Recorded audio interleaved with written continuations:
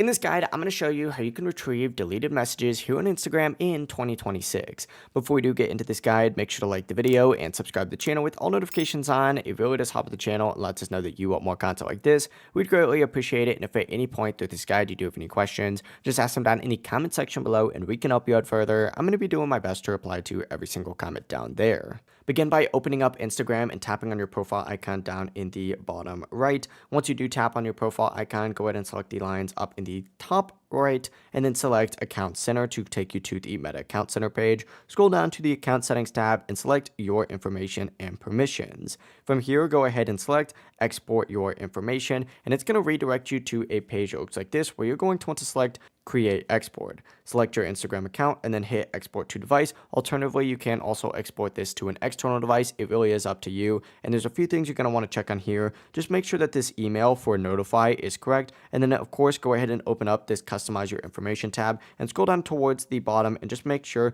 that the Messages tab is ticked on and then hit Save.